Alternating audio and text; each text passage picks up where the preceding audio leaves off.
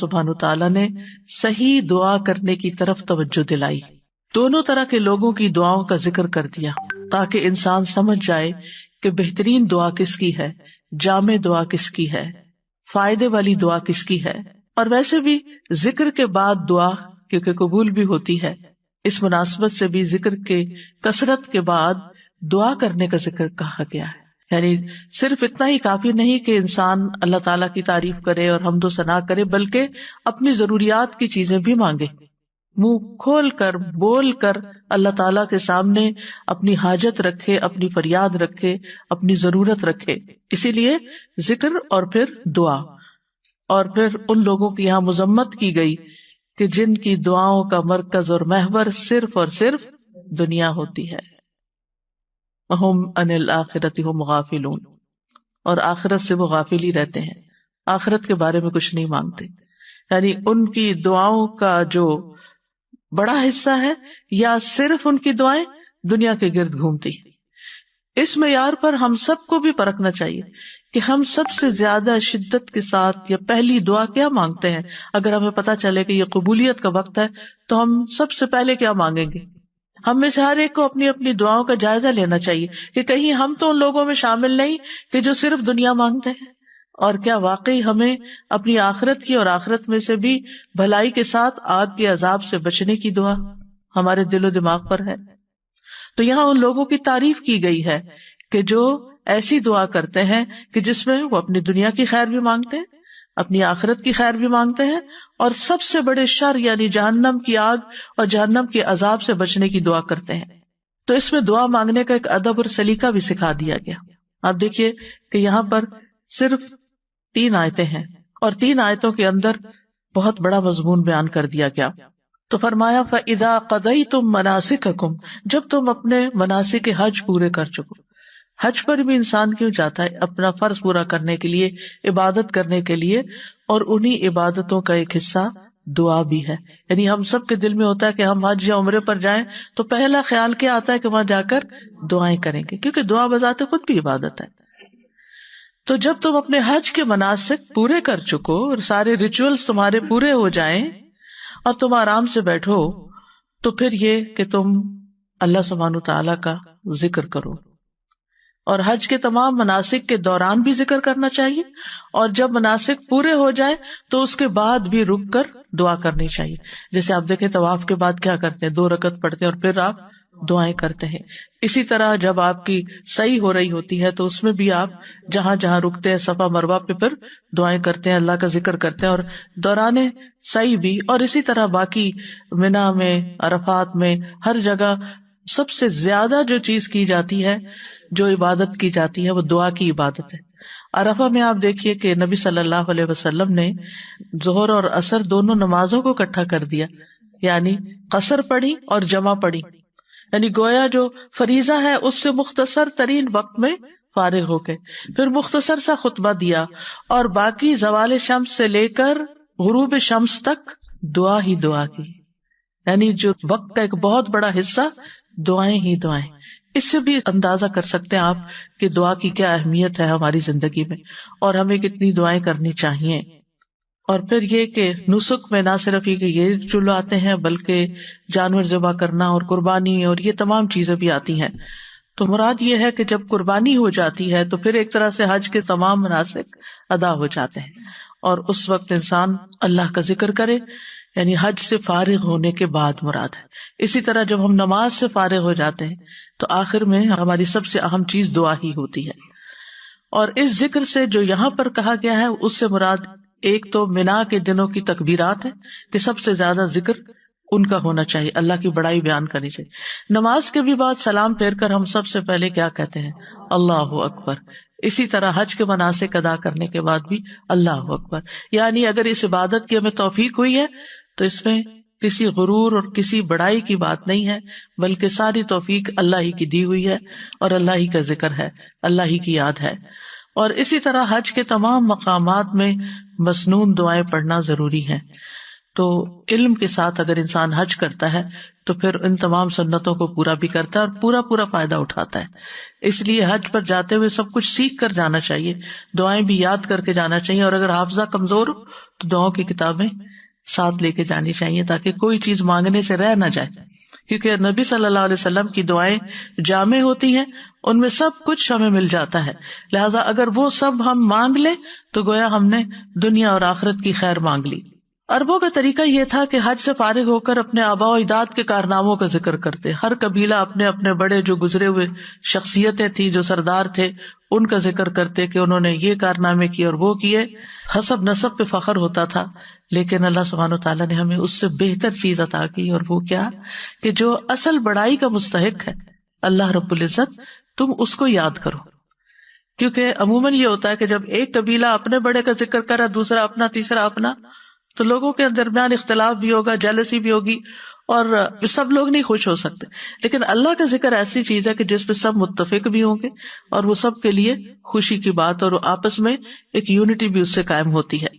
اور پھر یہاں پر یہ بھی کہا گیا وہ اشد ذکرا، یعنی جتنا تم شدت سے باپ دادا کا ذکر کرتے تھے، اللہ کا ذکر اس سے زیادہ کرنا ہے، یعنی شدت سے مراد کثرت بھی اور شدت سے مراد توجہ بھی، یعنی اس سے بھی زیادہ بہتر انداز میں تمہیں یہ ذکر کرنا ہے۔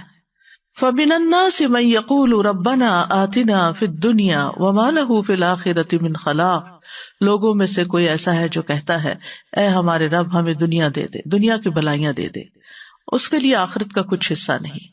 یعنی یہاں کچھ سے مراد یعنی کچھ لوگ ہیں جو یہ کرتے ہیں، اور اس دور میں مشرکین مکہ ایسا کرتے تھے کیونکہ ان کے پاس کوئی دین نہیں تھا ایکٹیو شکل میں، کہتے تو تھے ہم دین ابراہیمی پر ہیں، لیکن وہ طور طریقے بھول چکے تھے، تو وہ آخرت کے تصور سے غافل تھے، آخرت کو نہیں مانتے تھے، یا آخرت کے حساب کتاب یا آخرت کی جزا سزا پر ان کا یقین نہیں تھا۔ وہ کہتے تھے وما ہی الا حیاتنا الدنیا نموت ونحیا وما یہلکنا الا الدار، کہ ہماری زندگی بس یہ دنیا کی زندگی ہے، ہم اسی میں جیتے مرتے ہیں، اور زمانے کی جو رفتار ہوتی ہے اس کے ساتھ یعنی وقت گزر جاتا ہے، جس کا وہ مر جاتا ہے، بات ختم۔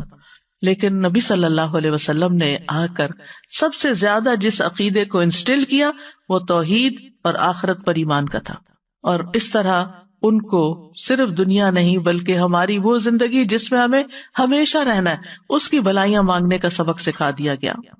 ابن عباس کہتے ہیں کہ کچھ عرب مواقف پہ یعنی عرفات یا حج کے مشاعر میں آتے اور کہتے اے اللہ اس سال کو بارش، خوشحالی اور اچھی اولاد کے حصول کا سال بنا دے۔ آخرت کی بہتری سے متعلق وہ کوئی دعا نہیں کرتے تھے، تو اللہ تعالیٰ نے ان کے بارے میں یہ آیت نازل فرمائی۔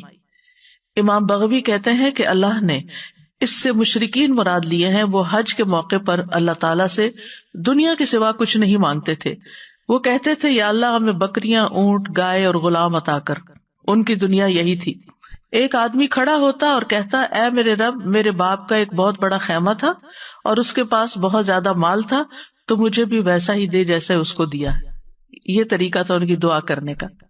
قتادہ کہتے ہیں یہ ایسا بندہ ہے جس کی نیت صرف دنیا کی ہوتی ہے، یہ دنیا کے لیے خرچ کرتا ہے، اسی کے لیے عمل کرتا ہے اور اسی کے لیے تھکاوٹ اور مشقت اٹھاتا ہے، آخرت اس کے ذہن میں نہیں ہوتی، آخرت کی جزا اور آخرت کا فائدہ۔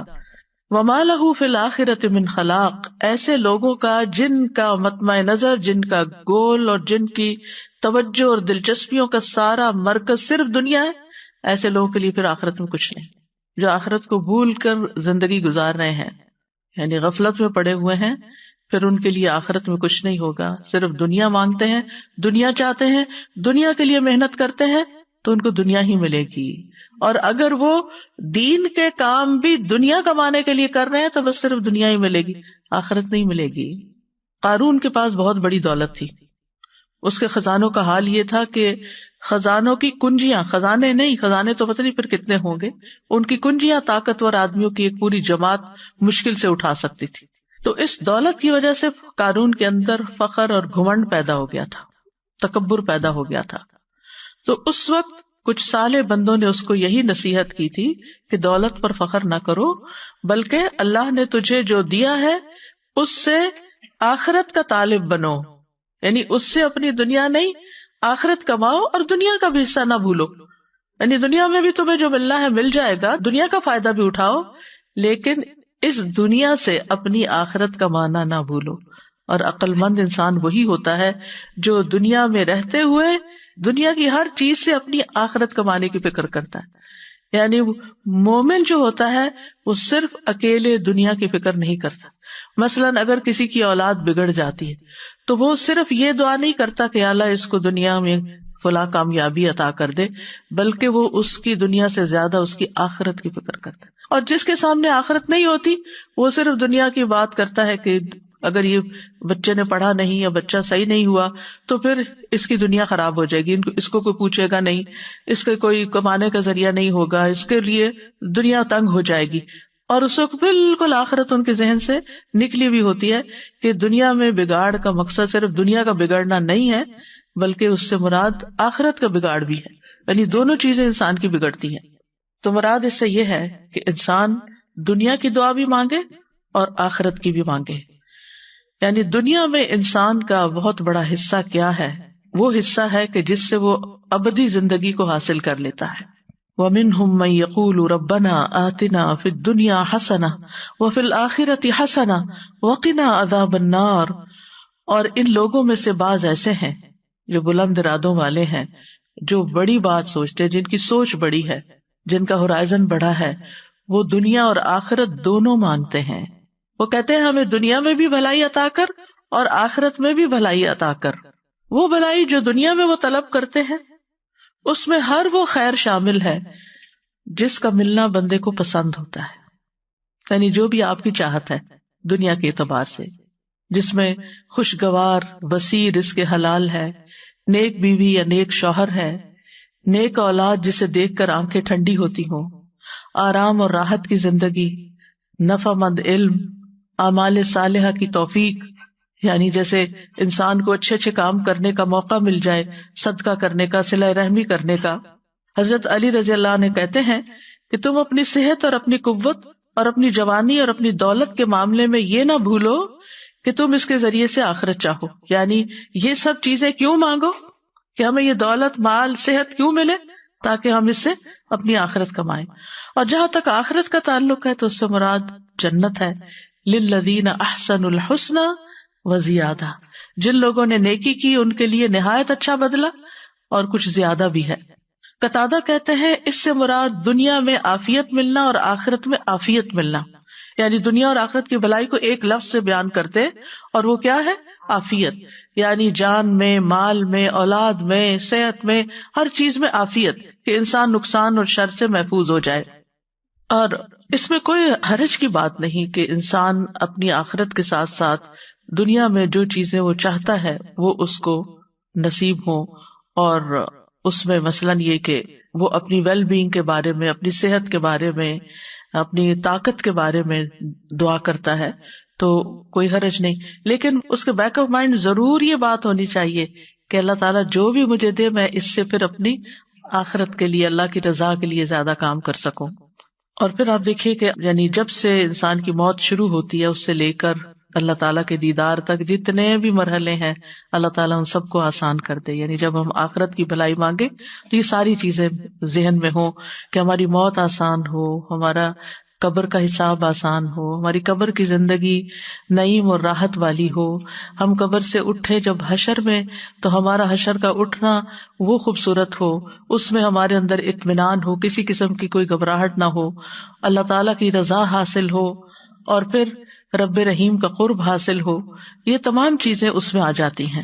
وقنا عذاب النار، اور ہمیں آگ کے عذاب سے بچا. یعنی ان اعمال سے ہماری حفاظت فرما اس دنیا میں جو ہمیں آگ کی طرف لے جانے والے ہوں، اور ہمیں بخشش عطا فرما. یعنی ہمارے گناہ جو کوتاہیاں ہو جائیں ان کو معاف کر دے تاکہ ہماری آخرت میں آگ سے چھٹکارا ہو سکے. اولئک لہم نصیب، ایسے لوگوں کو حصہ ملتا ہے کس سے؟ مما کسبوا، اس کے مطابق جو انہوں نے کمائی کی. یعنی دنیا کے لیے جو کوشش محنت کرو گے دنیا میں ملے گا، اور آخرت کے لیے جتنی کوشش محنت کرو گے وہاں ملے گا. یعنی یہ ساتھ بتا دیا گیا.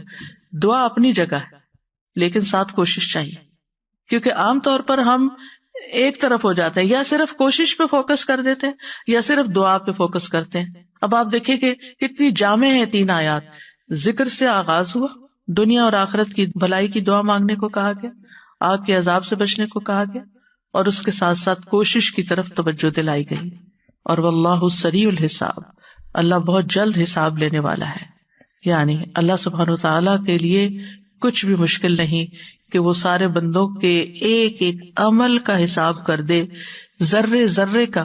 وَمَن يَعْمَلْ مِثْقَالَ ذَرَّةٍ خَيْرًا يَرَهُ، یعنی جہاں کوشش کی بات ہوئی تو پھر ذرے کے برابر بھی اگر کوئی نیکی کرتا ہے تو وہ اس کو دیکھ لے گا، اپنے اعمال نامے میں پا لے گا، چھوٹی سے چھوٹی نیکی بھی۔ اور اگر گڑبڑ کی، کوئی غلط کام کیا، چھوٹی سے چھوٹی برائی بھی وہاں نظر آ جائے گی۔ تو اس لیے بہت ضروری ہے کہ انسان اس دعا کو اپنی زندگی کا حصہ بنا لے۔ یہ بہت ہی جامع اور کامل دعا ہے جس میں دنیا اور آخرت کی ساری چیزیں آ جاتی ہیں، اور یہ دعا اس قابل ہے کہ اسے اپنی باقی دعاؤں پر ترجیح دی جائے۔ کل جیسے کسی نے سوال کیا تھا کہ بہت ساری دعائیں اکٹھی ہو گئی ہیں اور بہت ساری چیزیں ہو گئی ہیں تو وہ ایک اوور ویلمنگ سچویشن ہو جاتی ہے، تو پھر کیا کریں؟ ٹھیک ہے، ان چیزوں کو بھی اپنے اپنے وقت پر رکھے، پلان کریں، لیکن اگر کم سے کم ٹائم ہے تو پھر کیا مانگ لیں؟ جامع دعا مانگ لیں جس میں دنیا اور آخرت سب کچھ کور ہو گیا، سب کچھ بیچ میں آ گیا۔ نبی صلی اللہ علیہ وسلم اکثر یہی دعا مانگا کرتے تھے اور اس کی ترغیب بھی دیتے تھے، یعنی آپ کی کچھ دعائیں تو مواقع کے ساتھ ساتھ ہوتی تھی، کچھ دعائیں آپ نمازوں کے بعد مانگتے تھے، لیکن کچھ دعائیں آپ بہت کثرت سے مانگتے تھے، یعنی ان کا حصہ زیادہ ہوتا تھا۔ قتادہ نے انس رضی اللہ عنہ سے پوچھا کہ نبی صلی اللہ علیہ وسلم کون سی دعا کثرت سے مانگا کرتے تھے؟ انس رضی اللہ عنہ نے کہا، حضرت انس کی یہ باتیں زیادہ اوتھینٹک اس لیے بھی ہیں کہ وہ آپ کے گھر میں آتے جاتے تھے اور آپ کے تمام امور اور معاملات کو ملاحظہ کرتے رہتے تھے۔ تو حضرت انس نے کہا، آپ جو دعا کثرت سے مانگا کرتے تھے وہ یہ تھی، اللہم آتنا فی الدنیا حسنہ وفی الآخرۃ حسنہ وقنا عذاب النار۔ انس رضی اللہ عنہ جب کوئی ایک دعا مانگنا چاہتے تو یہی دعا مانگتے تھے، یعنی جب اتنا ہی وقت ہو کہ آپ ایک دعا صرف مانگ سکیں، اور جیسے اذان اور اقامت کے بیچ میں دعا قبول ہوتی ہے، صفوں میں کھڑے ہو جاتے ہیں جب نمازی، اس وقت دعا قبول ہوتی ہے، تو پھر یہ کہ نماز شروع ہو جاتی، آپ یہ تھوڑی کہ نماز چھوڑ کے دعائیں کرنا شروع کر دیں، تو ایک چھوٹے سے وقت میں آپ فوراً ربنا آتنا فی الدنیا حسنۃ وفی الآخرۃ حسنۃ وقنا عذاب النار۔ اور خاص طور پر اس وقت جب انسان کو کچھ سمجھ نہیں آ رہی ہوتی، مانگوں کیا، میری بھلائی کس میں ہے، تو پھر انسان بھلائی مانگ لے، دنیا کی بھی اور آخرت کی بھی۔ اور یہ دنیا اور آخرت کی بھلائی کو جمع کرنے والے کلمات ہیں۔ انس بن مالک کہتے ہیں، ان سے کہا گیا تمہارے بھائی بصرہ سے آئے ہیں، یعنی کچھ لوگ دوست وغیرہ ملنے کے لیے آئے ہیں۔ وہ اس وقت بصرہ کے کونے میں رہتے تھے، یعنی جس طرح آؤٹ اسکرٹس میں رہتے ہیں، تو ڈاؤن ٹاؤن سے یا سٹی سینٹر سے وہ ان کو ملنے کے لیے آئے۔ اس لیے آئے ہیں تاکہ آپ ان کے لیے اللہ سے دعا کریں، کیونکہ وہ صحابی تھے، طویل العمر تھے، اس وقت تک اکثر صحابہ فوت ہو چکے تھے، اور ظاہر ہے کہ صحابی بھی بہت جلیل القدر علم والے اور نبی صلی اللہ علیہ وسلم کی طویل صحبت پانے والے قریب ترین صحابہ میں سے تھے، تو ان کے پاس آئے کہ وہ ہمارے لیے دعا کریں۔ انہوں نے کہا، اللہم اغفر لنا وارحمنا وآتنا فی الدنیا حسنہ وفی الآخرۃ حسنہ وقنا عذاب النار۔ لوگوں نے اس سے زیادہ دعا کی خواہش کی، کچھ اور دعا کرے، انہوں نے پھر یہی کہہ دیا، کہا کہ اگر تمہیں یہ مل گیا، یہ دعا قبول ہو گئی، تو تمہیں دنیا اور آخرت کی خیر مل گئی، ساری بلائی مل گئی، کچھ بھی نہیں ٹوٹے گا، پھر بات ہی ختم۔ کتنا خوبصورت ہے ہمارا دین کہ جو ہمیں مختلف مواقع کی مناسبت سے بہترین چیزیں سکھا دیتا ہے، جس میں اتنا بڑا بڑا فائدہ ہے۔ یہ خزانوں کی کنجیاں ہیں، خزانے ہیں یہ، جن کی ہم قدر نہیں کرتے۔ ہم میں سے ہر ایک کو پتا ہے یہ دعا ہے، لیکن کون کتنی تاکید سے مانگتا ہے، بھول جاتے ہیں ہمیں علم ہوتا ہے، ہمیں باتیں پتا ہوتی ہیں، لیکن پھر وہ آہستہ آہستہ ہمارے عمل سے نکل جاتی ہیں۔ ایک دفعہ سنتے ہیں، شروع کرتے ہیں، پھر کچھ دنوں میں کوئی اور چیز اوپر آ جاتی ہے، پھر وہ نکل جاتی ہے۔ ایسی چیزوں کو پکڑ کے رکھنا چاہیے، کہیں ایسے نوٹس لگا دینے چاہیے یا کہیں اپنے یادداشتوں میں لکھ لینا چاہیے کہ یہ مانگنے سے نہیں بھولنا، کیونکہ یہ مل گیا تو سبھی کچھ مل گیا۔ اور آپ دیکھیے کہ وقت کے ساتھ ساتھ زندگی کتنی مصروفیت کا شکار ہو گئی ہے، یعنی جتنی سہولتیں زیادہ ہو گئی ہیں اتنی مصروفیت زیادہ بڑھ گئی۔ آج سے 100 سال پہلے کا شخص شاید اتنا ٹینس نہ ہوتا ہو جتنا ہم ہر وقت ٹینس رہتے، کیونکہ ایک کام ختم نہیں ہوتا اور ایک اور کرنے کا دھیان لگا رہتا ہے اور بھاگم دوڑ لگی رہتی ہے. اور اگر ہم کسی کرسی پر بھی بیٹھے ہوئے نا تو دماغ ہمارا دوڑ رہا ہوتا ہے نا، یہ بھی کرنا، یہ بھی کرنا، یہ بھی کرنا ہے، وہ بھی ہونا ہے. تو ایسے میں پھر واقعی ذکر کے لیے بھی بعض اوقات ٹائم کم رہ جاتا ہے، اور دعاؤں کے لیے بھی. اور خاص طور پر بچوں والی مائیں، جو چھوٹے بچوں والی، وہ تو ہارڈلی نماز کے اندر یا نماز کے باہر کوئی دعائیں مانگ سکتی ہیں، کیونکہ ٹانگوں کے چمٹے ہوئے ہوتے ہیں یا آگے آ کے لیٹ جاتے ہیں، یا بڑے بھی ہو جائیں تو جا کے کچن میں کھڑے ہو جاتے ہیں اور آوازیں لگانے لگتے ہیں کہ جلدی آئیں. یا پھر آپ کو یہ ہوتا ہے کہ اگر میں وقت پہ نہ اٹھی تو انہوں نے کچھ کام خراب کر دینا.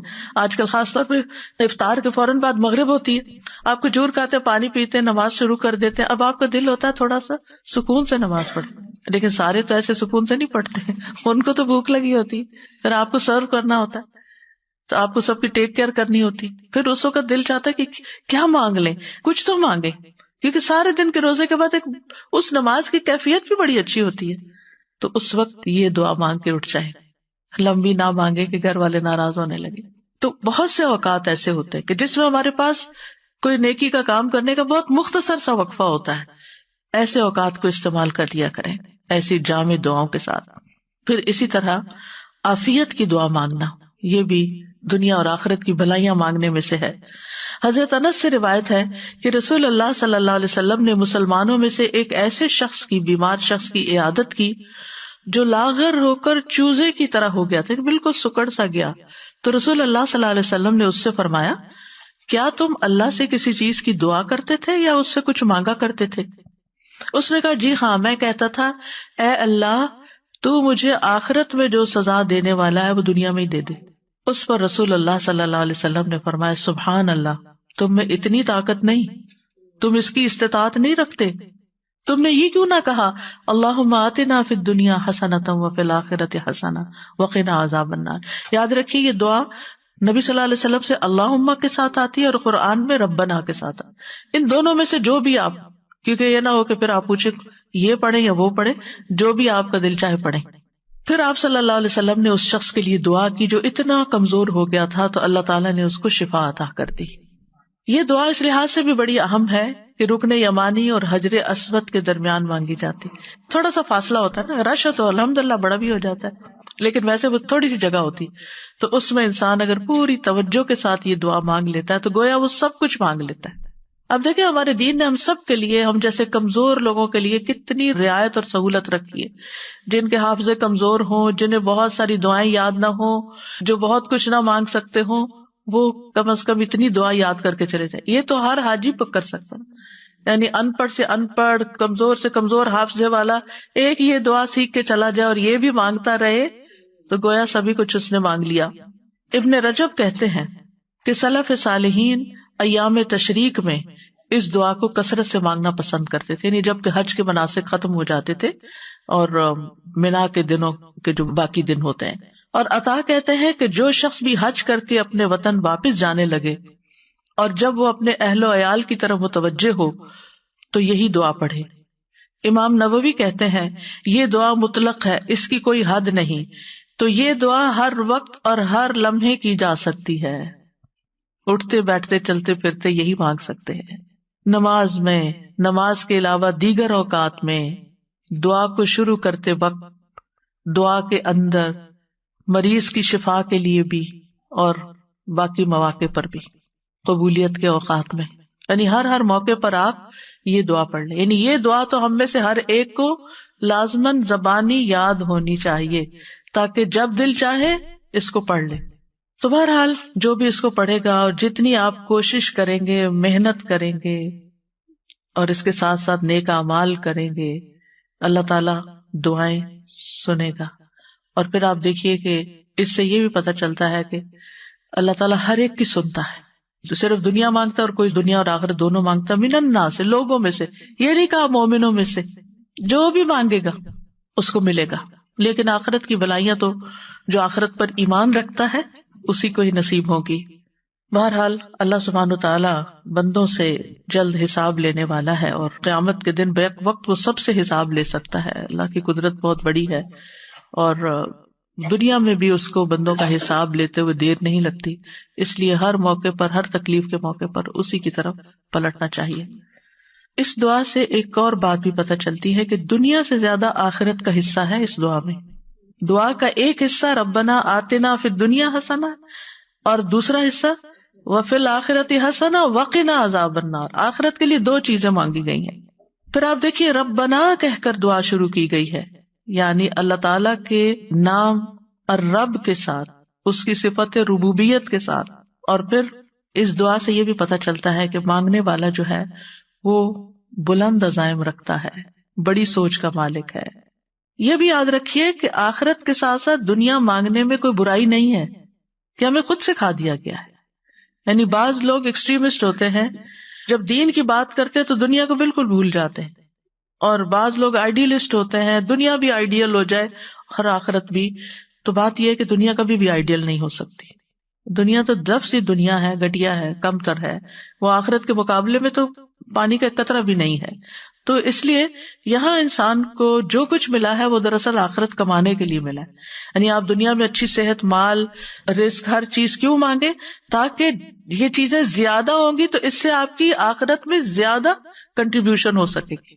ورنہ دنیا میں جتنا کچھ انسان کو ملتا ہے وہ سب کچھ استعمال نہیں کر سکتا، سب کچھ نہیں آپ استعمال کر سکتے۔ یعنی اگر آپ نے مانگ بھی لیا اور دنیا کٹھی بھی ہو گئی آپ کے پاس، آپ کو دنیا میں 10 گھر مل گئے رہنے کے لیے، کہاں رہیں گے؟ ایک ہی گھر میں رہیں گے نا، ورنہ زندگی پراگندہ ہو جائے گی، پریشان حال ہو جائیں گے۔ کچھ لوگ ہوتے ہیں نا، وہ کبھی یہاں رہتے ہیں، کبھی وہاں رہتے ہیں، کبھی کہیں جاتے ہیں، کبھی کہیں جاتے ہیں، کہیں چین ہے نہیں ان کو، کیونکہ زندگی میں مقصد کوئی نہیں ہے، ایک جگہ گھبرائے تو دوسری جگہ چل پڑے۔ تو دنیا کا حال تو یہ ہے کہ نہ ہو تب بھی مشکل، زیادہ ہو جائے تب بھی مشکل، ایک ٹانگ ادھر ایک ادھر۔ تو انسان کو دنیا مانگتے ہوئے جو بھی وہ دنیا کا حصہ مانگے گا برا نہیں سوچنا چاہیے، برا نہیں فیل کرنا چاہیے کہ ہائے میں دنیا مانگ رہا ہوں، ہاں یہ اچھا نیک انسان ہے، عابد، زاہد، پائس، یہ دنیا بھی مانگتا ہے۔ ہاں دنیا مانگتے ہیں، کیوں؟ اس لیے تاکہ دنیا میں ذلیل و خوار نہ ہو لوگوں کے ہاتھوں، اور دنیا اچھی ہوگی تو اس سے آخرت بھی اور اچھی ہو جائے۔ زیادہ مال ہوگا، زیادہ صدقہ خیرات کریں گے، زیادہ اچھی صحت ہوگی، زیادہ عبادت کریں گے، زیادہ روزے رکھیں گے، زیادہ نیکی کے کام کریں گے، زیادہ اولاد ہوگی اور پھر وہ نیک بھی ہوگی تو زیادہ صدقہ جاریہ ہوں گے۔ یعنی جو چیز بھی آپ کی یہاں زیادہ ہوگی دنیا کی، اور آپ اس کو صحیح سے استعمال کریں گے تو وہ اتنا ہی زیادہ آپ کا آخرت کا حصہ بڑھتا چلا جائے گا۔ لیکن اگر کوئی شخص یہ ساری چیزیں صرف دنیا کی خاطر مانگتا ہے تو پھر نقصان ہے۔ یعنی وہ مال جو صرف دنیا کے کام آئے، وہ عزت جو صرف دنیا کی حد تک ہو، یہ پھر خسارے کا سودا ہے۔ اور اگر انسان اپنی دینداری کا بھی اظہار کرتا ہے لیکن اس کے پیچھے بھی نیت خراب ہے کہ اس کو عزت ملے، شہرت ملے، اس کا نام ہو، اس کو لوگ پسند کریں، لوگ اس سے محبت کریں، اس سے آخرت میں بھی کچھ نہیں ملنے والا۔ تو اس لیے انسان کو حسنہ مانگنی چاہیے، اور اس میں نیت پھر آخرت کمانے کی ہونی چاہیے۔ اور یہ بھی ہے کہ اپنی دعاؤں میں رغبت اور رہبت، امید اور خوف دونوں چیزیں شامل ہونی چاہیے، جیسے اس دعا کے اندر ہے۔ اور اب دیکھیے کہ قرآنی دعائیں جو ہیں وہ بڑی ہی جامع دعائیں ہیں، اور اس میں تمام مقاصد پورے ہوتے ہیں جن کی انسان اپنی دنیا اور آخرت کی فکر کرتا ہے۔ ہاں، ان آیات سے یہ پتہ ضرور چلتا ہے کہ صرف دنیا طلب کرنے کی مذمت، صرف دنیا مانگنا برا ہے، کیونکہ دنیا کو آخرت پر ترجیح نہیں دینی چاہیے۔ لیکن ہماری کمزوری یہی ہے، بل تؤثرون الحیات الدنیا والآخرۃ خیر وابقی، تم دنیا کی زندگی کو ترجیح دیتے ہو، حالانکہ آخرت کہیں بہتر اور زیادہ باقی رہنے والی ہے، اور آخرت کے مقابلے میں دنیا ہے بھی بہت قلیل۔ اگر آپ نے صرف دنیا مانگی اور بہت دنیا بھی مل گئی آپ کو، پھر بھی بہت تھوڑی ہے، کیونکہ قل متاع الدنیا قلیل والآخرۃ خیر لمن اتقی، آخرت تو تقوی کے ساتھ ملے گی، اور دنیا کی متاع تو جتنی بھی مل جائے وہ کم ہی ہے، کیونکہ ختم ہونے والی ہے۔ دنیا عارضی ہے اور آخرت ہمیشگی کا گھر ہے، اور اصل زندگی آخرت ہی کی زندگی ہے۔ وما هذه الحیاۃ الدنیا الا لہو ولعب وان الدار الآخرۃ لہی الحیوان لو کانوا یعلمون، اور دنیا کی یہ زندگی نہیں مگر ایک دل لگی اور کھیل، اور بے شک آخری گھر یقیناً وہی اصل زندگی ہے۔ یعنی دنیا میں 100 سال بھی مل جائے تب بھی ختم ہو جائیں گے، لیکن آخرت میں زندگی کبھی ختم نہیں ہوگی. زندگی تو وہ ہے جو کل شروع ہوگی. یقیناً وہی اصل زندگی ہے. لو کانوا یعلمون، کاش وہ جانتے ہوتے. انسان دنیا کے تھوڑے متاع پہ خوش ہو جاتا ہے. چھوٹی سی کوئی کامیابی ملتی ہے، چھوٹی سی کوئی چیز مل جاتی، آپے سے باہر ہونے لگتا ہے، گھمنڈ کرنے لگتا ہے. لیکن دنیا کی جو بھی چیز ہے، اللہ تعالیٰ فرماتے ہیں وَمَا الْحَيَاةُ الدُّنْيَا فِي الْآخِرَةِ إِلَّا مَتَاعٌ، وہ تھوڑے سے سامان کے سوا آخرت میں کچھ بھی نہیں. یعنی دنیا میں جو کچھ کمایا اگر اس سے آخرت نہیں بنائی تو سمجھے سب فنش، ہر چیز ختم. آخرت کو چھوڑ کر صرف دنیا کو محبوب رکھنا جو ہے یہ غفلت کا باعث ہو جاتا ہے. یعنی جو شخص دنیا میں ہوتے ہوئے آخرت نہیں سوچتا وہ غافل شخص ہے، اور جو صرف دنیا چاہتا ہے اس کو آخرت میں کچھ نہیں ملتا. وَمَا لَهُ فِي الْآخِرَةِ مِنْ خَلَاقٍ. سورۃ الاسراء میں اللہ تعالیٰ فرماتے ہیں من کان یرید العاجلۃ عجلنا له فیہا ما نشاء لمن نرید ثم جعلنا له جہنم یصلاها مذموما مدحورا. جو شخص اس جلد ملنے والی دنیا کا ارادہ رکھتا ہے ہم اس کو اس میں جلدی دے دیں گے، جو چاہیں گے، سب کچھ نہیں، جتنا ہم چاہیں گے اور جس کے لیے چاہیں گے، سب کو بھی نہیں دیں گے جو بھی یہ مانگ رہے ہیں. پھر ہم نے اس کے لیے جہنم تیار کر رکھی ہے جس میں وہ داخل ہوگا مذمت کیا ہوا، دھتکارا ہوا. کیوں؟ کیونکہ اس کی ساری کوششوں، طلب تڑپ، محبت کا فوکس صرف دنیا تھی. تو دنیاوی غرض سے اگر کوئی شخص عمل کرتا ہے، نیک عمل بھی چاہے کرے، لیکن دنیا حاصل کرنے کے لیے، تو ایسے شخص کو آخرت میں کچھ حصہ نہیں ملے گا. لیکن اگر کوئی شخص آخرت کو حاصل کرنے کے لیے دنیا کے کام بھی کرتا ہے تو اس کی دنیا میں سے بھی آخرت کو حصہ مل جائے گا. لیکن محض دنیا کی خاطر نیک اعمال کرنے والے آخرت میں خسارے میں ہوں گے. اور اس کے لیے وہ حدیث ہے مشہور، ام سلمہ کہتی ہے میں نے نبی صلی اللہ علیہ وسلم سے کہا ہشام بن مغیرہ صلہ رحمی کرتا تھا، مہمانوں کی میزبانی کرتا تھا، غلاموں کو آزاد کرتا تھا، کھانا کھلاتا تھا. اگر وہ اسلام کا دور پاتا تو مسلمان بھی ہو جاتا، کیا یہ اعمال اس کو فائدہ دیں گے؟ آپ نے فرمایا نہیں، وہ تو یہ سب کچھ دنیا کے لیے دیتا تھا تاکہ دنیا میں اس کا چرچا ہو، اس کی شہرت ہو، وہ دنیا کی تعریف چاہتا تھا. اس نے ایک دن بھی یہ نہیں کہا رب اغفر لی خطیئتی یوم الدین، اے میرے رب بدلے کے دن میری خطاؤں کو معاف کر دینا. تو ہونا کیا چاہیے؟ اس طرح کے جتنے بھی ہم کام کریں، چیریٹی کے کام کریں، لوگوں کی خدمت، خیال رکھیں، ساتھ ہی دل میں دعا کرتے رہیں اور دل کا دھیان اس طرف رہے کہ اللہ اس کا صلہ مجھے آخرت میں عطا کرنا اور اس کے بدلے میرے گناہ معاف کر دینا.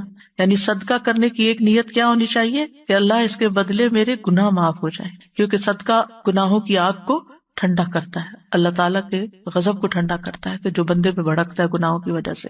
رسول اللہ صلی اللہ علیہ وسلم نے فرمایا اس امت کو عظمت و رفعت، دین و نصرت اور زمین میں اقتدار کی خوشخبری دے دو. یعنی یہ امت بہت اوپر بھی جائے گی. سو جو ان میں سے آخرت کا عمل دنیا کے لیے کرے گا اس کا آخرت میں کوئی حصہ نہیں ہوگا. یعنی تمہیں دنیا ملے گی لیکن ایسا نہ ہو کہ آخرت والے اعمال بھی دنیا کمانے کے لیے کرنے لگو. سورۃ نازعات میں آتا ہے فَأَمَّا مَن طَغَىٰ وَآثَرَ الْحَيَاةَ الدُّنْيَا فَإِنَّ الْجَحِيمَ هِيَ الْمَأْوَىٰ.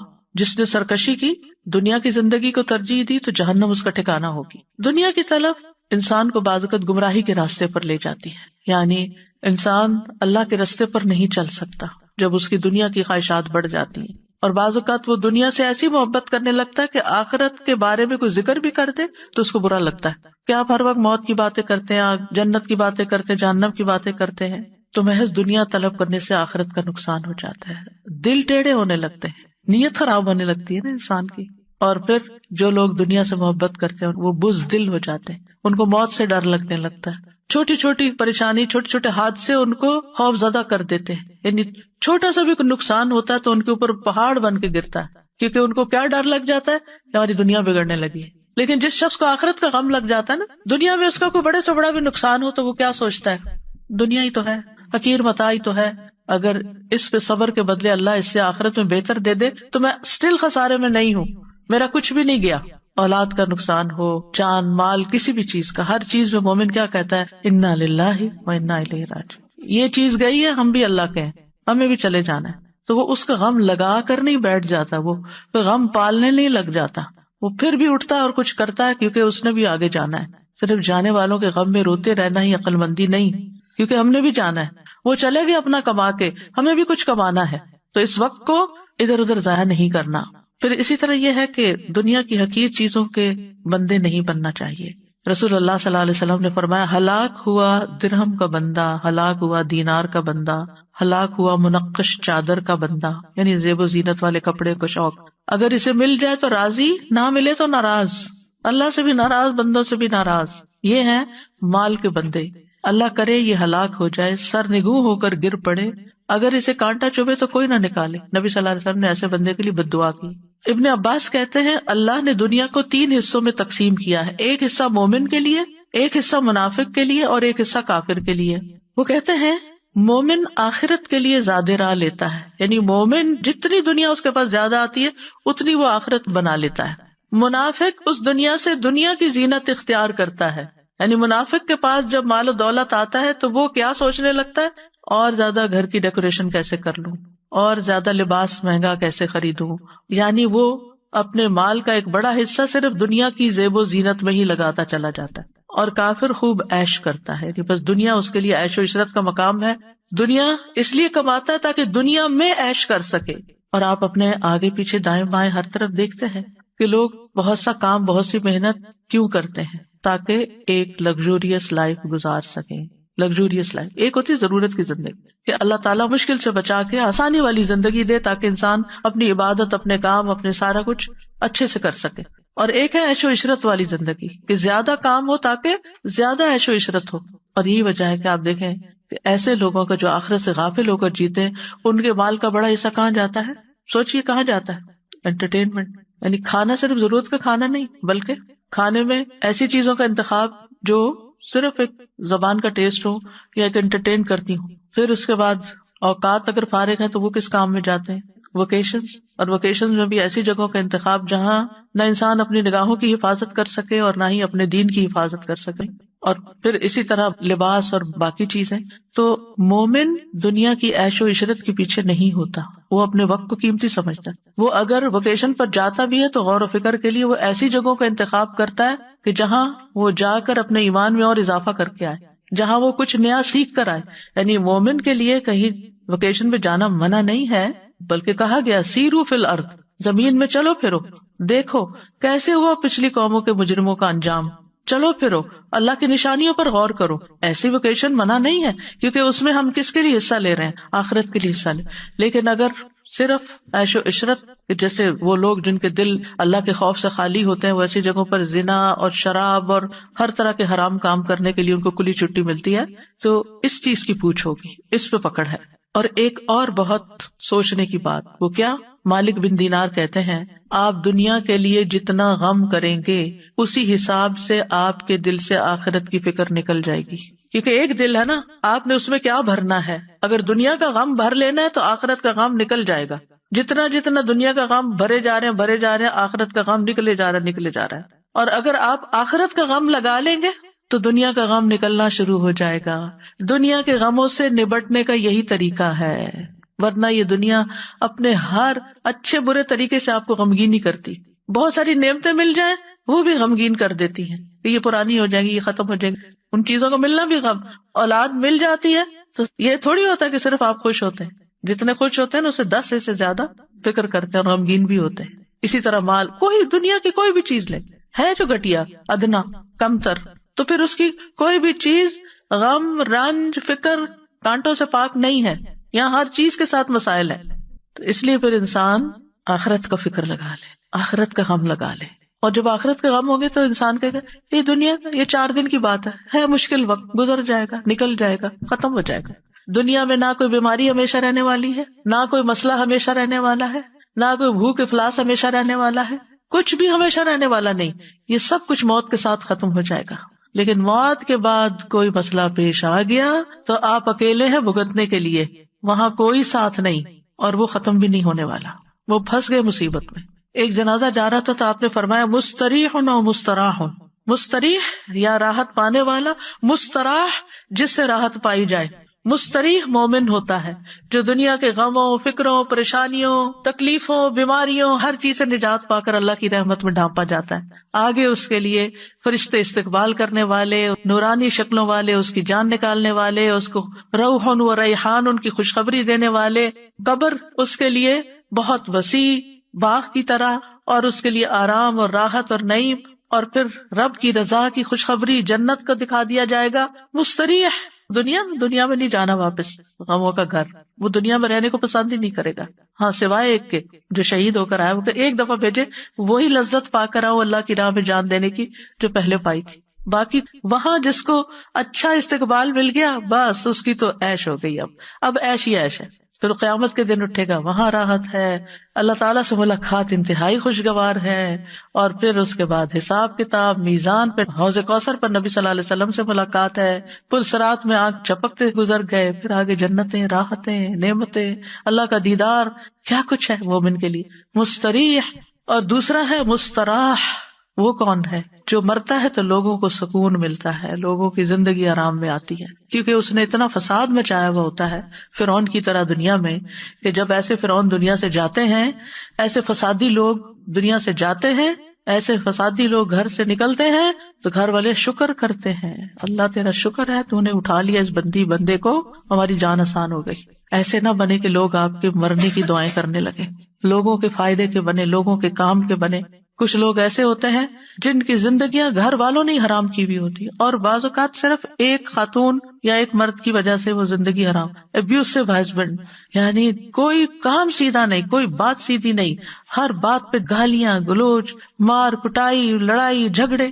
آپ یقین کریں اس وقت روزے سے ہوں، یعنی شاید ہی کوئی دن یا پھر شاید ہی کوئی ویک ایسا جاتا ہے کہ جس میں اس قسم کی باتیں نہ سننے کو ملے، کہ جس میں خواتین اپنے ہسبینڈز کی برائیاں اور ان کی تکلیفیں، یا ساس کی برائیاں، یا کسی اور کی، یعنی لوگوں کو ہی دکھی اور پریشان کر کے رکھا ہوا ہے. لوگوں نے لوگوں کی زندگیاں حرام کی ہوئی، گھر میں لڑائیاں، بچوں کی طرف سے پریشانیاں.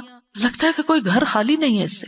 لوگوں کو آخرت بھول گئی ہے، اسی لیے وہ اپنی زبان سے دوسروں کو تکلیف دیتے ہیں، اسی لیے وہ دوسروں کے اوپر ظلم ڈالتے ہیں، اسی لیے بدتمیزی اور بد اخلاقی کرتے ہیں کہ کوئی ان کو پوچھنے والا نہیں ہے.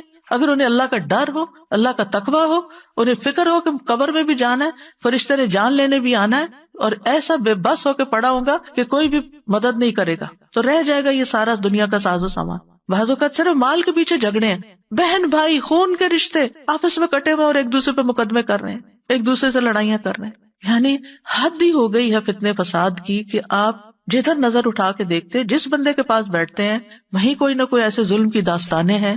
ہم کدھر کو جا رہے ہیں؟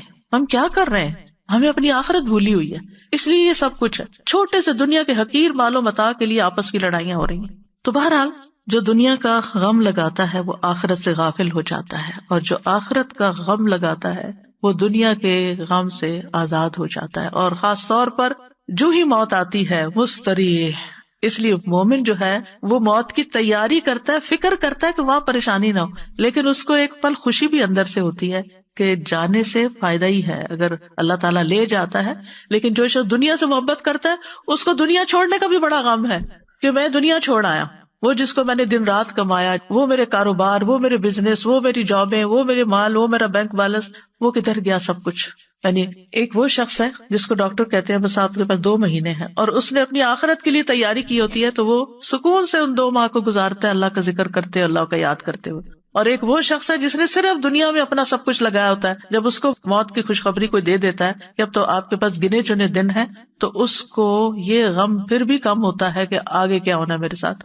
اس کو پھر یہ غم ہوتا ہے کہ میرے پیچھے اس مال کا کیا ہوگا، ہائے افسوس میں اس سے فائدہ نہ اٹھا سکا، جس کے لیے میں نے چوری کی، ڈاکے ڈالے، لوگوں کے مال غصب کیے، حرام کھایا، اور ظلم اور زیادتی کے ساتھ میں نے اپنی زندگی گزاری. تو اس لیے ابھی وقت اور مہلت ہے ہمارے پاس، ہم اپنے رویوں کو ٹھیک کر لیں، ہم صبر سے کام لیں، ہم اپنے اخلاق کو اچھا کر لیں، اور ہم اپنی آخرت کو کسی قیمت پر نہ جانے دیں. جو ہمارا حصہ نہیں بنتا، جو ہمارا مال نہیں، اس کے اوپر ہم نظر ہی نہ رکھیں. ظلم اور زیادتی کے ساتھ کسی کا مال ہتھیانے کی کوشش نہ کریں، جھوٹ بول کر کسی سے کچھ حاصل نہ کریں، اور اگر سچ بول کر اپنا بھی کچھ جاتا ہے تو جو رزق آپ کی قسمت میں ہے وہ آپ کے پاس آئے گا. مومن کا یہ یقین ہوتا ہے کہ موت اس وقت تک نہیں آئے گی جب تک میں اپنا رزق پورا نہیں کر لوں. تو بہرحال ہمیں یہ دعا کرتے رہنا چاہیے کہ اللہ دنیا میں بھی اچھا دے، آخرت میں بھی اچھا دے، دونوں جگہ ہماری بھلائی ہو، لیکن آخرت مقصد اول اور دنیا مقصد ثانی ہو. یعنی ترتیب یہ ہو، یعنی اللہ کی رضا، آخرت کا ثواب، اور اس کے ساتھ ساتھ دنیا میں بھی ایک اچھی عزت والی زندگی ہو، آرام والی زندگی ہو کہ جس میں انسان کو فائدہ ہو. اب یہ جو حسنہ ہے نا، تو بعض اوقات ہم سمجھتے ہیں کہ حسنہ سے مراد صرف نعمتوں کا ملنا ہے نا. ہاں، اس کے ساتھ اللہ کی اطاعت کی توفیق ہونا، یہ بہت بڑی حسنہ ہے. مثلاً آپ اپنے والدین کے خدمت گزار ہیں، ان کے فرما بردار ہیں، آپ اپنے گھر میں ایک امن سکون قائم کیے ہوئے ہیں، آپ اپنے شوہر کے مددگار ہیں، آپ اپنے بچوں کی خدمت کرتے ہیں، اور خوش دلی سے. یاد رکھیں یہ کام سب کو کرنے پڑتے ہیں کسی نہ کسی درجے میں، تھوڑا یا زیادہ، لیکن ایک وہ ہے جو خوشی سے کرتا ہے، اجر کی نیت سے کرتا ہے، اور ایک وہ ہے جو مارے بندے کرتا ہے اور کر کے ضائع کرتا ہے. کام کر کے تھک گئے، 4 سنائی اس کو، 4 سنائی اس کو، سب ضائع، کوئی فائدہ نہ ہوا. تو یہ حسنہ کیا ہے کہ آپ کو اخلاق حسنہ نصیب ہو. جب ہم مانگتے ہیں ربنا آتنا فی الدنیا حسنہ، ساری بلائی اچھا اخلاق دے اللہ، تاکہ ہم تھکے بھی تو تیری خاطر صبر کریں، ہمیں کوئی تکلیف پہنچے تو تیری خاطر صبر کر جائے، فوراً چنک کے جواب نہ دیں. بعض لوگ ہوتے ہیں اتنی سی بات برداشت نہیں کرتے، ذرا سی بات برداشت نہیں کرتے، کسی نے ذرا سا کچھ کہہ دیا فوراً پلٹ کے جواب، اور ایسا جواب کے پہلے سے بھی زیادہ دوسرے کا دل جلا دیا. تو ان عادتوں پر بھی قابو پانے کی ضرورت ہے. آپ دیکھیے ماچس کی جو تیلی ہوتی ہے وہ کتنی چھوٹی سی ہوتی ہے لیکن کتنے بڑے بڑے فساد کر جاتی ہے. بعض اوقات انسان کے منہ سے نکلی ہوئی چھوٹی سی بات ہوتی ہے لیکن ایسی آگ لگاتی ہے دوسروں کو کہ ہر چیز ہی جل کے رہ جاتی ہے، گھر برباد ہو جاتے ہیں، طلاقیں ہو جاتی ہیں، گھر ٹوٹ جاتے ہیں ایسی ہی چھوٹی سی تیلی لگانے سے. تو اگر اللہ نے آپ کو بولنے کی طاقت دی ہے تو اس کو صحیح سے استعمال کریں. اور پھر آپ دیکھیے کہ جب انسان اپنی آخرت کی فکر کرتا ہے نا تو اس کی دنیا خود ہی سنورنے لگتی ہے. جو اللہ کی رضا چاہتا ہے پھر اس کے حالات درست ہونے لگتے ہیں، کیونکہ وہ اللہ کے لیے صبر کر لے گا، وہ اللہ کے لیے کسی کی مدد کر دے گا، وہ اللہ کے لیے ہر کام کرنے کو تیار ہو جائے. اور جو خیر بانٹتا ہے خیر پلٹ پلٹ کے اس کی طرف آتی ہے. تو آپ دیکھیے کہ اگر انسان اللہ کی رضا کے لیے اور آخرت کی کامیابی کے لیے مثلا دنیا میں عبادت کرتا ہے، استغفار کرتا ہے کہ اس کے گناہ معاف ہو جائیں، تو اس کے بدلے میں دنیا میں بھی بھلائی ملے گی، دنیا کا رزق بھی ملے گا، اولاد بھی ملے گی اور باقی چیزیں بھی پائے گا. اور اگر کوئی دین کو چھوڑ کر صرف دنیاوی مادی نعمتوں کو دنیا سمجھتا ہے تو وہ ساری چیزیں حسنہ میں نہیں آتی. یعنی پھر وہ ملی آپ کو تو آپ کے لیے شر بھی ہو سکتی، اللہ یہ کہ وہ خیر کے کاموں میں لگے. یعنی مثلاً اگر آپ صرف استغفار کرتے ہیں دنیا حاصل کرنے کے لیے اور آخرت کا کوئی ارادہ نہیں، تو ہو سکتا ہے کچھ دنیا مل جائے آپ کو کہ آپ کے گناہ معاف ہو، دنیا مل گئی، لیکن آگے والی چیز کہاں گئی؟ تو چاہے استغفار کرنے والے کوئی بھی کام کرنے والے ہوں تو لازماً اس کے نتائج کو ضرور دیکھیں جو اللہ تعالیٰ نے ہمیں بتائے ہیں. بہرحال کہنے کا مطلب یہ ہے کہ جب دنیا کی بھلائیاں مانگیں تو دنیاوی اغراض غالب نہیں ہونے چاہیے. امام غزالی کہتے ہیں اگر انسان کی نیت میں دنیاوی مقصد غالب ہے یعنی کسی بھی کام کے لیے تو اس کا کوئی اجر نہیں ہوگا آخرت میں، اور اگر دینی مقصد غالب ہے تو اسی حساب سے اس کو اجر ملے گا جتنی نیت تھی اس کی اللہ سے پانے کی. یعنی عبادات میں جیسے روزہ ہے تو صرف اس لیے نہیں رکھے کہ صحت اچھی ہو جائے گی روزے رکھ لیتے ہیں، نماز ہے اس لیے نہیں کہ اچھا 2 تراویح کھڑے ہو کے پڑھتی ہوں تو زیادہ کیلوریز برن ہوں گی، یہ نہیں دل میں ہونا چاہیے. اگر خیال آ بھی گیا تو فوراً جھٹکے اور کہنے قوموا للہ قانتین.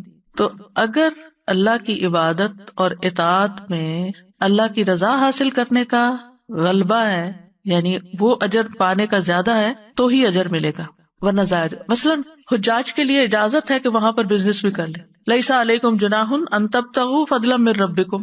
حج کے لیے جا رہے ہو اگر کچھ خرید و فروخت کرنی ہے تو کر سکتے ہو، ایسا منع نہیں ہے. یعنی بعض لوگ بازار جانے کو انتہائی کنڈیم کرتے ہیں، ایسا نہیں ہے، آپ جا سکتے، آپ میں ہمت ہے تو آپ جائیں، آپ کو وقت ملا تو آپ جائیں. آپ اگر کچھ خریدتے ہیں کچھ یہاں سے لے جاتے ہیں سیل کرنے کے لیے، سیل کر کے کچھ نفع کما کے اس سے کچھ اپنے خرچ پورے کرتے، کوئی منع نہیں. لیکن اگر آپ جاتے ہی صرف اس نیت کے لیے ہیں، آپ کہتے ہیں مجھے اپنا بزنس کرنا اور میں حج بھی کر لوں گا، تو یہ نہیں ہونا چاہیے. ٹھیک ہے نا؟ یعنی عبادت کے جو دنیاوی فائدے ہیں وہ ہمارا مقصد اول نہیں ہونا چاہیے، وہ مقصد ثانی ہونا چاہیے. ایمان والوں کے لیے تو ہر عمل کے نتیجے میں دنیا اور آخرت دونوں کی خیر آتی ہے. ایمان والوں کو یہ فائدہ نصیب ہوتا ہے. وقیل للذین اتقوا ماذا انزل ربکم قالوا خیرا للذین احسنوا فی ہذہ الدنیا حسنہ للذین احسنوا فی ہذہ الدنیا حسنہ وَلَدَارُ الْآخِرَةِ خَيْرٌ وَلَنِعْمَ دَارُ الْمُتَّقِينَ. جنہوں نے تقوی اختیار کیا ان سے کہا گیا تمہارے رب نے کیا نازل فرمایا؟ تو انہوں نے کہا بہترین بات ان لوگوں کے لیے جنہوں نے بھلائی کی، اس دنیا میں بڑی بھلائی ہے اور آخرت کا گھر تو بہت بہتر ہے، اور یقیناً تقوی والوں کے لیے اچھا گھر ہے یعنی آخرت کا گھر. اللہ کے دوستوں کے لیے دنیا اور آخرت دونوں کی خوشخبریاں ہوتی ہیں. الا ان اولیاء اللہ لا خوف علیہم ولا هم یحزنون. سنو اللہ کے دوستوں کو نہ کچھ خوف ہوگا نہ غمگین ہوں گے. کون ہے اللہ کے دوست؟ الذین آمنوا وکانوا یتقون، وہ جو ایمان لائے اور وہ تقوی اختیار کرتے ہیں. لہم البشری فی الحیاۃ الدنیا، ان کے لیے دنیا کی زندگی میں بھی خوشخبری ہے. وفی الآخرہ، آخرت میں بھی خوشخبریاں ہیں. لا تبدیل لکلمات اللہ، اللہ کی باتیں نہیں بدلتی، اللہ کی باتیں بالکل سچی ہیں. ذالک هو الفوز العظیم، یہ ہے عظیم الشان کامیابی، یہ سب سے بڑی کامیابی، اور یہ مومن کو ہی ملتی ہے، کیونکہ مومن کے لیے دنیا کی نعمتیں حرام تھوڑی ہیں. قل من حرم زینۃ اللہ التی اخرج لعبادہ والطیبات من الرزق قل ہی للذین آمنوا فی الحیاۃ الدنیا خالصۃ یوم القیامہ. کہہ دیجیے اللہ کی وہ زینت جو اس نے اپنے بندوں کے لیے پیدا کی اور رزق میں سے پاکیزہ چیزیں کس نے حرام کی. کہہ دیجیے یہ چیزیں دنیا کی زندگی میں ان لوگوں کے لیے جو ایمان لائے، اور قیامت کے دن بھی خالصتاً ان کے لیے ہوں گی. اور پھر آپ دیکھیں کہ جب یہ دونوں دعائیں آپ مانگتے ہیں تو اللہ تعالیٰ دونوں ہی قبول کرتا ہے. جابر کہتے ہیں رضی اللہ عنہ، میں نے نبی صلی اللہ علیہ وسلم سے سنا، آپ فرماتے تھے رات میں ایک گھڑی ایسی ہے جو مسلمان بندہ اس کو پا لیتا ہے، اس میں وہ دنیا اور آخرت کی کسی بھی خیر کا سوال کرتا ہے، اللہ تعالیٰ وہ بھلائی اس کو ضرور عطا کر دیتا ہے. اس لیے رات کو جب سائڈ بدلے کچھ نہ کچھ مانگ لیا کریں، کیا پتہ یہی وہ گھڑی ہو. تہجد کے لیے اٹھے پھر دعائیں مانگے، یعنی اللہ سے اچھی امید رکھ کر دنیا اور آخرت دونوں ہی. پھر اسی طرح آپ دیکھیں کہ کسی کو خالی دنیا کی دعا دینا منع نہیں، زیادہ بہتر ہے کہ آپ اس طرح دعا دیا کریں اللہ تعالیٰ آپ کو دنیا اور آخرت کی تمام بھلائیاں عطا کرے. اور یہ اسی دعا کا ترجمہ ہے بیسیکلی، ٹھیک ہے. لیکن جب آپ دنیا کی بھی بھلائی کی کسی کو دعا دینا تو اس سے مقصد یہی ہو کہ یہ نعمتیں اس کو جو ملے اس سے ہی اپنی آخرت کما لے. یہ ٹولز ہیں آخرت کے لیے. حضرت انس کہتے ہیں نبی صلی اللہ علیہ وسلم ہمارے ہاں تشریف لائے، وہاں میری والدہ اور میری خالہ ام حرام کے سوا کوئی نہیں تھا، یعنی 2 مرد 2 عورتیں، نبی صلی اللہ علیہ وسلم اور حضرت انس اور 2 عورتیں یعنی امی اور خالہ. آپ نے فرمایا کھڑے ہو جاؤ میں تمہیں نماز پڑھاؤں. فرض نماز کے وقت کے علاوہ کی نماز تھی، یہ نفل نماز سے، تو آپ نے جماعت سے نماز پڑھائی ہوگی جیسے آج کل ہم تراویح پڑھتے ہیں، اور کچھ لوگ جماعت مسجد میں پڑھ کے آ جاتے ہیں گھر اور پھر گھر تراویح پڑھ لیتے ہیں، ایسا بھی کیا جا سکتا ہے. پھر آپ صلی اللہ علیہ وسلم نے ہمارے سب گھر والوں کے لیے دنیا اور آخرت کی تمام بھلائیوں کی دعا کی. یہ آپ کی سنت، آپ کا طریقہ ہے نا. کسی کے گھر جائیں تو اس گھر میں آپ اس طرح نماز بھی پڑھ سکتے ہیں اور گھر والوں کو دعا بھی دے سکتے ہیں. اس کے بعد میری ماں کہنے لگی اللہ کے رسول صلی اللہ علیہ وسلم یہ آپ کا چھوٹا سا خدمت گزار ہے، اس کے لیے خصوصی دعا کریں، یعنی حضرت انس. تو آپ نے میرے لیے ہر بھلائی کی دعا کی. میرے لیے آپ نے جو دعا کی اس کے آخر میں یہ تھا اللہم اکثر مالہ و ولدہ و بارک لہ فیہ، اے اللہ اس کا مال اور اس کی اولاد زیادہ کر اور اس کے لیے ان میں برکت ڈال دے. یعنی صرف دنیا کی یہ 2-3 چیزیں مانگی. تو یہ دعا دینے کا طریقہ بھی آنا چاہیے، یعنی دوسروں کو ہم سب سے بہترین تحفہ جو دے سکتے ہیں وہ دعا کا تحفہ ہے، اور دل سے دینی چاہیے، صرف تکلفاً اور رسماً نہیں ہونی چاہیے. اور پھر یہ کہ دنیا اور آخرت کی ہر بھلائی کی دعا کرنی چاہیے، اور اس کے علاوہ کوئی خاص دعا آپ کسی کو دینا چاہے تو وہ بھی دے سکتے ہیں. اب دنیا کی بھلائی میں کیا کیا چیزیں شامل ہیں خاص طور پر، یعنی پہلے کچھ اس کا ذکر تو ہو چکا ہے اجمالی طور پر، لیکن اب ٹو دا پوائنٹ چند باتیں کروں گی.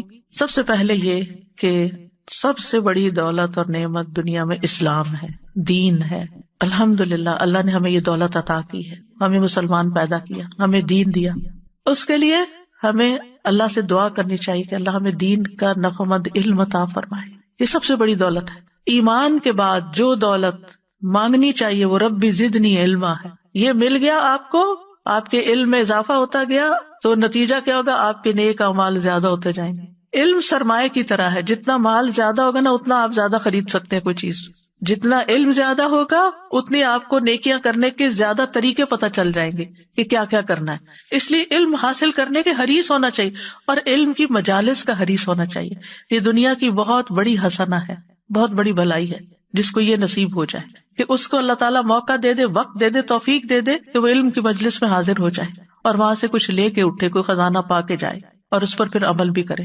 اس کے بعد سب سے بڑی دولت نیک اعمال کی توفیق ملنا. نبی صلی اللہ علیہ وسلم نے فرمایا نیک عمل کرو. ہر شخص کو ان اعمال کی توفیق دی جاتی ہے جن کے لیے وہ پیدا کیا گیا. جو شخص نیک ہوگا اسے نیکوں کے عمل کی توفیق ملی ہوتی ہے، اور جو بدبخت ہوتا ہے اسے بدبختوں کے عمل کی توفیق ملی ہوتی ہے. آپ دیکھیں بہت سے لوگ علم رکھتے ہیں مگر عمل کوئی نہیں کرتے، باتیں بہت کرتے ہیں لیکن جب عمل کا وقت آتا ہے انہیں سمجھ ہی نہیں آتی انہوں نے کیا کرنا. اس لیے حکمت مانگنی چاہیے کہ اللہ ہمیں رائٹ ٹائم پہ رائٹ ڈیسیژن کرنے کی توفیق عطا کر کہ کس وقت کرنا کیا ہے، ہمیں اپرچونٹیز اویل کرنے کی توفیق دے. کیونکہ بعض اوقات ہمارے گھر کے سامنے دریا بہ رہا ہوتا ہے اور ہم پیاسے بیٹھے ہوتے ہیں کیونکہ ہمیں توفیق نہیں ہوتی، ہمیں سمجھ نہیں آ رہی ہوتی کہ یہ بھی خزانہ ہے. پھر آپ صلی اللہ علیہ وسلم نے یہ آیت بھی تلاوت کی، فَأَمَّا مَنْ أَعْطَى وَاتَّقَى وَصَدَّقَ بِالْحُسْنَى فَسَنُيَسِّرُهُ لِلْيُسْرَى۔ پھر یہ ہے کہ انسان اچھے علم پر عمل کے ساتھ ساتھ، توفیق مانگنے کے ساتھ ساتھ ہر کام میں اللہ کی مرضی کو تلاش کرے، اس کے مطابق زندگی بسر کرے۔ فرمایا افمن اتبع رضوان اللہ کمن باء بسخط من اللہ ومأواہ جہنم وبئس المصیر ہم درجات عند اللہ واللہ بصیر بما یعملون۔ آل عمران 162 اور 3۔ کیا وہ شخص جو اللہ کی رضا کے پیچھے چلا اس شخص جیسا ہے جو اللہ کی طرف سے کوئی ناراضگی لے کے لوٹا، جس کا ٹھکانہ جہنم ہے اور وہ برا ٹھکانہ ہے؟ یہ لوگ اللہ کے نزدیک مختلف درجات میں ہیں اور اللہ خوب دیکھنے والا ہے جو وہ کر رہے ہیں۔ پھر نعمتوں کو صحیح استعمال کرنے کی توفیق مانگنا کہ اللہ جو تو نے دیا ہے اس کو مجھے اچھی طرح برتنا بھی نصیب فرما، کیونکہ کچھ لوگوں کے پاس بہت کچھ ہوتا ہے، انہیں سمجھ ہی نہیں آتی وہ کہاں خرچ کریں، وہ ادھر ادھر پھینکتے رہتے ہیں، فضول چیزوں پہ خرچ کرتے رہتے ہیں، گھر میں بیکار کی چیزیں خرید کر لے آتے ہیں جسے کوئی استعمال نہیں کرتا، ردی کی ٹوکری میں جاتی ہیں یا ایسی جگہ پر جہاں کوئی بھی ان کا خریدار نہیں ہوتا۔ مطلب کیا ہے؟ مطلب یہ کہ پھر سمجھ نہیں ہے نا، عقل نہیں ہے۔ تو نعمتوں کو صحیح استعمال کرنے کی توفیق ملنا بھی حسنہ ہے۔ تندرستی، وقت کا صحیح استعمال، لمحے کا صحیح استعمال۔ صرف ٹک ٹاک پر ہی نہیں بیٹھے رہیں کہ ایک کے بعد ایک چیز دیکھتے رہیں، انجوائے کرتے رہیں، صرف سیاست کے اوپر ہی باتیں نہ کرتے رہیں۔ افسوس یہ کہ آج کل اچھے بھلے عقل مند مسلمان جو قرآن پڑھے ہوئے ہیں، دین جانتے ہیں، وہ رمضان کی رحمتوں اور برکتوں سے فائدہ اٹھانے کی بجائے اپنی شخصیت پرستی میں مبتلا ہو کر اپنی شخصیتوں کے ترانے پڑھ رہے ہیں یا مخالفوں پر سچے جھوٹے الزام لگا رہے ہیں۔ کیا کما رہے ہیں؟ سوچو کیا کما رہے ہو؟ آپ کی ان باتوں سے کیا آپ کی تقدیر بدل جائے گی؟ کیا بنے گا آپ کا؟ کس قدر خسارے میں ہم؟ یہ لمحات، یہ گھڑیاں کوئی ہم نے گارنٹی لے رکھی ہے کہ اگلے سال ہمیں ملیں گی؟ خبروں پہ خبریں، تبصروں پہ تبصرے، باتوں پہ باتیں، نتیجہ کیا ہے؟ آج سے 1 سال پہلے آج کے دن جو خبریں تھی مشہور، کچھ یاد ہے آپ کو؟ کچھ بھی یاد نہیں۔ اس کا آپ کی زندگی پہ کیا اثر پڑا؟ اور اگر پڑا بھی، اگر کووڈ کی خبریں تھی کوئی اور پڑا بھی، تو آپ نے بٹ رہے ہیں نا اکیلے، کسی اور کو کیا اس سے؟ تو شخصیتوں پر باتیں کرنے اور